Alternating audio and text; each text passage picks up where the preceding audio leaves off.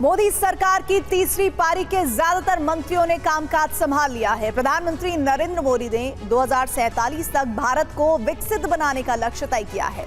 इसके लिए अगले 5 साल बेहद अहम है। ऐसे में खासकर इन 5 सालों के लिए मोदी सरकार ने किन किन लक्ष्यों को हासिल करने की योजना बनाई है और ये विकसित भारत की राह में कितने अहम पड़ाव साबित होने वाले हैं, आइए आपको इसका पूरा अंकगणित दिखाते हैं।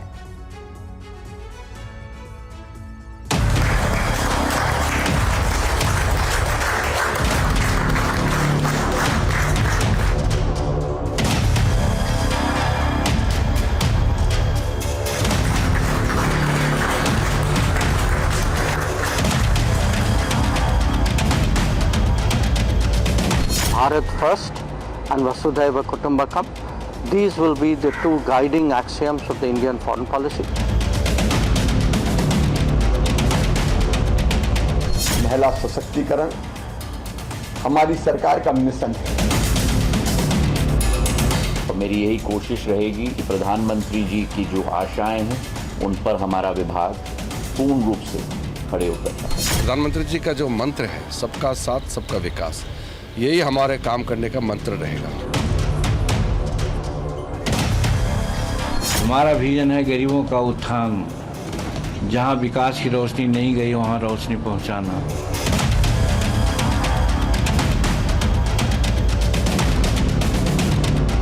दो 2047 तक विकसित देश बनाने को लेकर भी हम लोग उस लक्ष्य के साथ आगे बढ़ रहे हैं। मैं नरेंद्र दामोदर दास मोदी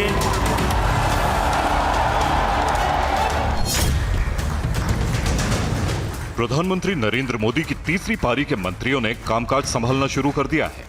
गृह मंत्री अमित शाह ने दूसरी बार इस मंत्रालय की जिम्मेदारी संभाली है, तो विदेश मंत्री एस जयशंकर ने भी 2019 के बाद एक बार फिर इस अहम मंत्रालय का जिम्मा संभाला है। इनके अलावा इस बार नए मंत्रियों में सबसे अहम नाम शिवराज सिंह चौहान का है, जिन्होंने पहली बार केंद्र में कृषि और ग्रामीण विकास जैसे अहम विभागों की जिम्मेदारी संभाली है। सबसे पहले बात अमित शाह की, जिन्होंने देश की आंतरिक सुरक्षा को अभेद्य बनाने की जिम्मेदारी एक बार फिर अपने कंधों पर ली है। लगातार तीसरी बार एनडीए की सरकार में इस जिम्मेदारी को संभालने से पहले अमित शाह ने राष्ट्रीय पुलिस स्मारक जाकर देश की सेवा में अपनी जान न्यौछावर करने वाले पुलिस के जवानों को श्रद्धांजलि दी।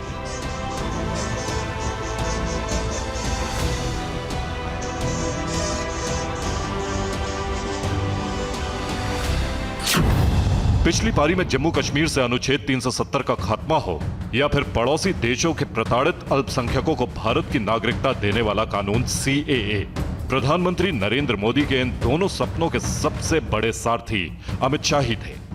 अब नई सरकार में उनके सामने सबसे बड़ी चुनौती समान नागरिक संहिता यानी UCC को लागू करना है, जो 2024 के लोकसभा चुनाव में बीजेपी के सबसे बड़े वादों में शुमार है।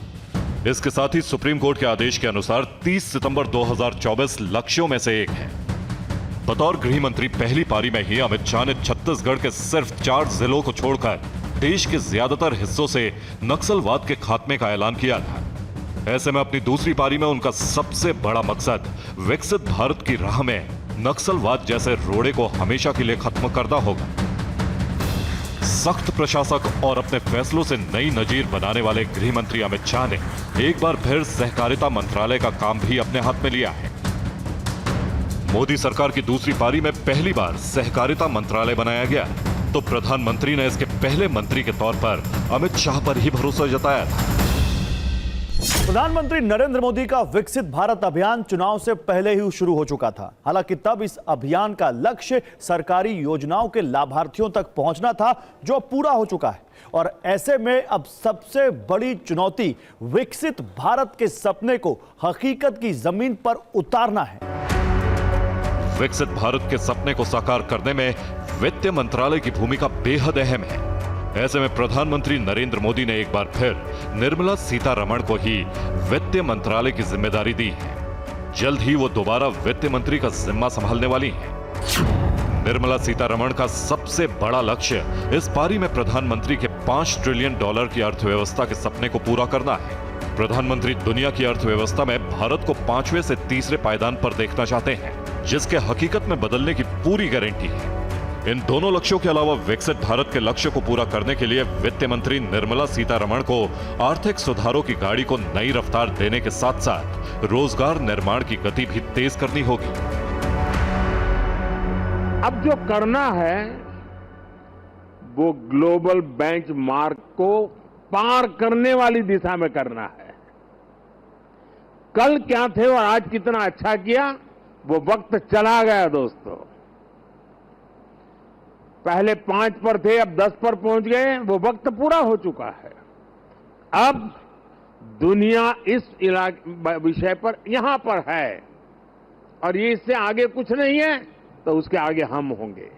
जहां कोई नहीं पहुंचा वहां हमारे देश को हमें पहुंचाना है।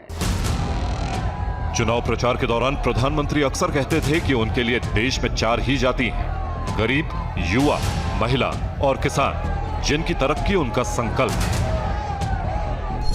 मेरे परिवारजनों, विकसित भारत के लिए देश की नारी शक्ति, युवा शक्ति, किसान और हर गरीब का विकास होना बहुत जरूरी है। मेरे लिए तो यही 4 जातियां ही सबसे बड़ी जातियां हैं। ये 4 जातियां सशक्त हो गई तो पूरा देश सशक्त हो जाएगा।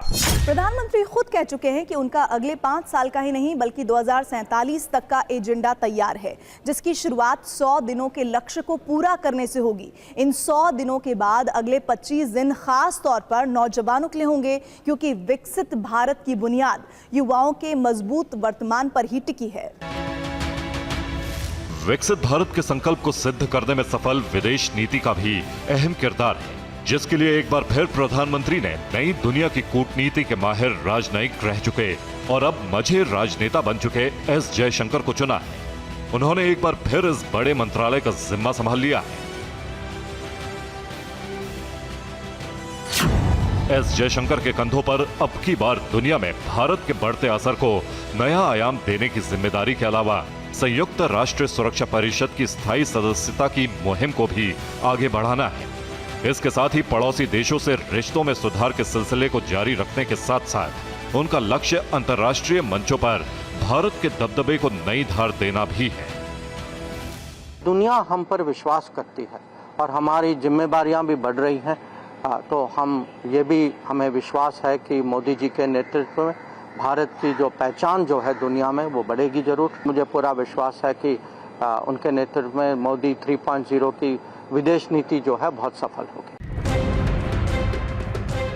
देश के बुनियादी ढांचे में सड़क निर्माण की निर्बाध गति को कायम रखने और उसे नई रफ्तार देने के लिए प्रधानमंत्री ने लगातार तीसरी बार नितिन गडकरी पर भरोसा जताया है, जो जल्द ही कामकाज संभालने वाले हैं। रोजाना सड़क निर्माण का नया कीर्तिमान बना चुके सड़क परिवहन मंत्रालय ने अब हर दिन 60 किलोमीटर हाईवे बनाने का लक्ष्य तय किया है। साथ ही नई सरकार के शुरुआती 100 दिनों के अंदर ही 3000 किलोमीटर हाईवे प्रोजेक्ट को हरी झंडी दिखाने के साथ साथ 700 किलोमीटर हाई स्पीड कॉरिडोर की बुनियाद रखने की भी योजना है। सरकार का फोकस एक्सप्रेसवे नेटवर्क बढ़ाने पर है, इसलिए 15,000 किलोमीटर कंट्रोल्ड एक्सेस हाईवे बनाने का भी प्लान है। इस पर मंत्रालय ने हादसे में घायल होने वालों के लिए कैशलेस इलाज की योजना शुरू करने का मन बनाया है। पिछली सरकार में अपने कामकाज से प्रधानमंत्री का दिल जीतने वाले अश्विनी वैष्णव को भी एक बार फिर रेल मंत्री बनाया गया है। उन्होंने अपना कामकाज संभाल भी लिया है।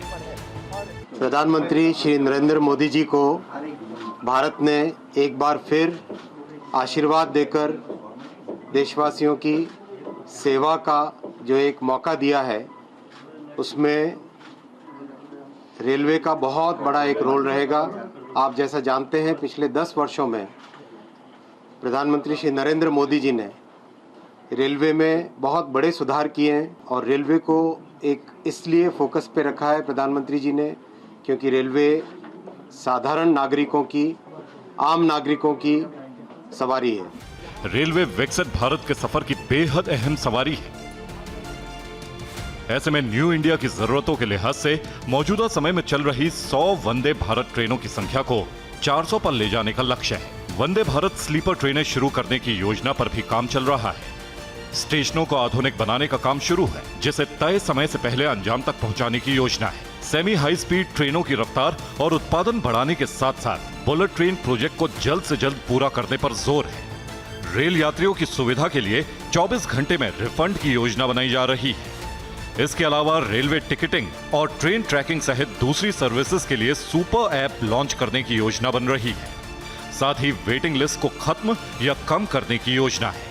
पहले 100 दिनों के दौरान यात्रियों के लिए पीएम रेल यात्री बीमा योजना शुरू करने का प्लान है। रेलवे को मुनाफे में बनाए रखने के साथ ही रोजगार बढ़ाने पर भी जोर रहने वाला है। प्रधानमंत्री नरेंद्र मोदी ने विकसित भारत के अपने इरादे को मंत्रालयों के बंटवारे में भी जाहिर कर दिया है। जहां सुरक्षा मामलों की समिति से जुड़े तमाम मंत्रियों पर एक बार फिर भरोसा जताया गया है, तो वही बुनियादी ढांचे मसलन सड़क परिवहन और रेल एक बार फिर से नितिन गडकरी और अश्विनी वैष्णव के पास है। मोदी सरकार की तीसरी पारी में जिन 6 पूर्व मुख्यमंत्रियों को मौका मिला है, उनमें उत्तर प्रदेश के राजनाथ सिंह को एक बार फिर रक्षा मंत्री, मध्य प्रदेश के शिवराज सिंह चौहान को पहली बार कृषि और ग्रामीण विकास मंत्री, हरियाणा के मनोहर लाल खट्टर को आवास, शहरी मामले और ऊर्जा मंत्री, असम के सर्बानंद सोनोवाल को जहाज रानी मंत्री, कर्नाटक के एचडी कुमारस्वामी को भारी उद्योग और इस्पात मंत्री और बिहार के जीतन राम मांझी को एमएसएमई मंत्री बनाया गया है। इनमें शिवराज सिंह चौहान ने अपने दोनों मंत्रालय कृषि और ग्रामीण विकास का कामकाज संभाल लिया है। कृषि और किसान कल्याण मोदी सरकार की प्राथमिकताओं में शामिल है। ऐसे में तीसरी पारी में प्रधानमंत्री ने सबसे पहले फैसले के तौर पर पीएम किसान सम्मान निधि की 17वीं किस्त जारी कर 9.3 करोड़ किसानों के खाते में 20,000 करोड़ रुपए भेजे। किसानों की आय बढ़ाने के नए विकल्पों पर विचार करने के साथ साथ कृषि क्षेत्र में विकास की प्रक्रिया में तेजी लाने पर भी फोकस है। सम्मानित प्रधानमंत्री जी ने कृषि और किसान कल्याण विभाग सेवा के लिए हमें सौंपा है। किसान का कल्याण प्रधानमंत्री जी की सर्वोच्च प्राथमिकता है। अब एनडीए की सरकार इन कामों को और तेजी से प्रधानमंत्री जी के नेतृत्व में आगे बढ़ाएगी। प्रधानमंत्री जी का संकल्प है किसानों की आय दुगनी करने का, उसके लिए निरंतर काम हो रहा है। मनरेगा, लखपति दीदी और ड्रोन दीदी जैसी योजनाओं को मंजिल तक पहुंचाने की योजना है। तो 100 दिन के एक्शन प्लान में भूमि सुधार को तवज्जो दी गई है। इसमें जमीन का रिकॉर्ड डिजिटल किया जाएगा। सरकार इसके लिए 1035 करोड़ रुपए अलॉट कर सकती है। हर परिवार को पक्का मकान मोदी सरकार की गारंटी है। ऐसे में तीसरी पारी की पहली कैबिनेट बैठक में ही ग्रामीण और शहरी गरीबों के लिए 3 करोड़ घर बनाने का फैसला हो चुका है। बीजेपी अध्यक्ष जेपी नड्डा की एक बार फिर स्वास्थ्य मंत्री के तौर पर नरेंद्र मोदी सरकार में वापसी हुई है। उन्हें रसायन और उर्वरक मंत्रालय की जिम्मेदारी भी दी गई है। अपनी तीसरी पारी में प्रधानमंत्री नरेंद्र मोदी ने आयुष्मान योजना के विस्तार का फैसला लिया है। ऐसे में अब जल्द से जल्द 70 साल से ज्यादा उम्र के बुजुर्गों को भी मुफ्त इलाज की गारंटी मिलने वाली है। इसके अलावा स्वास्थ्य बुनियादी ढांचे को नई दिशा देने की खातिर अस्पतालों और मेडिकल कॉलेजों में भी इजाफा होगा। भारत विकसित बने, देश का हर नागरिक खुशहाल हो और दुनिया में हमारी धाक कायम हो, ये हर हिंदुस्तानी का सपना है। और इस सपने की सबसे बड़ी सीढ़ी मोदी सरकार की तीसरी पारी के अगले 5 साल है। इन 5 सालों में देश के विकास की दशा और दिशा ही 2047 तक विकसित भारत की गारंटी साबित होगी। पिछली सरकार में वाणिज्य और उद्योग मंत्री रहे पीयूष गोयल को इस बार भी इसी अहम विभाग का जिम्मा सौंपा गया है। देश को और इस विभाग को नई ऊंचाइयों पर लेके जाने के लिए प्रधानमंत्री मोदी जी के सानिध्य में काम करेंगे। विकसित भारत के मकसद को पूरा करने में सूक्ष्म, लघु और मध्यम उद्योग की बड़ी भूमिका है, जिसकी जिम्मेदारी इस बार जीतन राम मांझी को दी गई है। प्रधानमंत्री जी की बात से हम बहुत उत्प्रेरित हैं कि उन्होंने कहा कि मांझी जी, हम आपको अपने विजन का विभाग दिया है। हमारा विजन है गरीबों का उत्थान, जहां विकास की रोशनी नहीं गई वहां रोशनी पहुंचाना। ई विभाग के माध्यम से आप बहुत कुछ कर सकते हैं, इसीलिए आपको इस विभाग को दिया। हम विभाग के सारे जो सस्टांश होते हैं, इसके जो सारांश होते हैं, इसी बात से हम समझ गए और हम अपने को सौभाग्यशाली समझते हैं कि नरेंद्र मोदी जी हमको इस लायक समझते हैं। किरण रिजिजू को इस बार अल्पसंख्यक और संसदीय मामले जैसे 2 बड़े मंत्रालय मिले हैं। गौरवान्वित महसूस कर रहा हूं कि अभी मैं अल्पसंख्यक मंत्रालय मिनिस्ट्री ऑफ माइनॉरिटी अफेयर्स का पदभार संभाला है। मैं आदरणीय प्रधानमंत्री जी को धन्यवाद देना चाहता हूं कि माइनॉरिटी अफेयर्स मंत्रालय के माध्यम से मुझे देश को सेवा करने का अवसर दिया है और मैं मानता हूं कि प्रधानमंत्री जी का मूल मंत्र सबका साथ सबका विकास, इसी मंत्र के साथ हम अपना काम करेंगे। सहयोगी दलों के कोटे से टीडीपी सांसद राम मोहन नायडू को नागरिक उड्डयन मंत्री बनाया गया है। मोदी जी ने एक बड़ी जिम्मेदारी हमारे ऊपर रखी है। I am one of the youngest member in the cabinet right now और इतना इम्पोर्टेंट पोर्टफोलियो है जिसमें स्कोप और पोटेंशियल इतना ज़्यादा है, तो उसका जिम्मेदारी हमारे ऊपर रखा है। तो सबसे पहले मैं धन्यवाद देना चाहूँगा प्रधानमंत्री जी को और ये जिम्मेदारी को 100% फुल फ्लेजली जस्टिस करने के लिए मैं बहुत उत्साहित हूँ। तो पिछली बार नागरिक उड्डयन मंत्री रहे ज्योतिरादित्य सिंधिया को इस बार संचार और पूर्वोत्तर के विकास की जिम्मेदारी दी गई है। प्रधानमंत्री जी के द्वारा संचार विभाग की जिम्मेदारी मुझे दी गई है और पिछले 10 वर्षों में जो एक क्रांति इस विभाग में प्रधानमंत्री जी के नेतृत्व में लाई गई है, मैं अपना सौभाग्य मानता हूं कि एक मौका मुझे दिया गया है उस क्रांति को आगे ले जाने के लिए। फिलहाल तीसरी पारी में टीम मोदी के सदस्य अपनी अपनी जिम्मेदारी संभालने में जुटे हैं, क्योंकि प्रधानमंत्री नरेंद्र मोदी का संकल्प विकसित भारत है, जिसे 2047 तक हर हाल में सिद्धि तक पहुंचाना है। Bureau report, TV9 Bharatvarsh.